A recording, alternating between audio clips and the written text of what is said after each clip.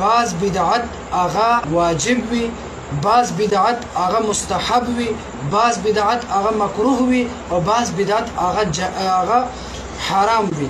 زه اوس 5مه درجه کې مفتي صاحبزاده پیر مفتي ګوهر علي شاه صاحب په مدرسه کې یو خبره یاد وساتئ چې د بدعت خپل اقسام دي.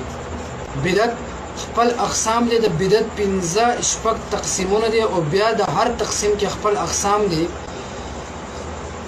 ولا چې دا کسانو به تاسو کوم دا کوم خماسیان حضرات دي چې بدعت په څو قسمه باندې دي. نمبر 1 بدعت اصلي، بدعت فرعي.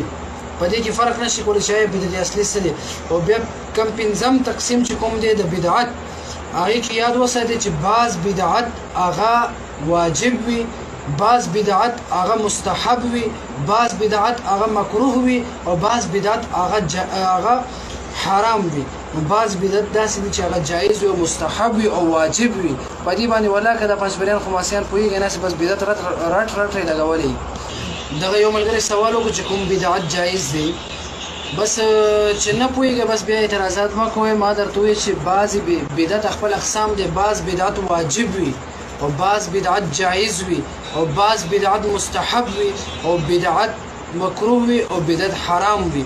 بعضې بدعت هغه واجب وي، انسان باندې هغې کول واجب وي، او بعض بدعت داسې دي چې د انسان چې کله دا بدعت وکړي دا مستحب وي، او بعضې بدعت داسې وي چې انسان دا کوي دا انسان دپاره حرام او ناجایز وي، او بعض بدعت داسې وي چې هغه مکروه وي، او بعض بدعت داسې وي چې هغه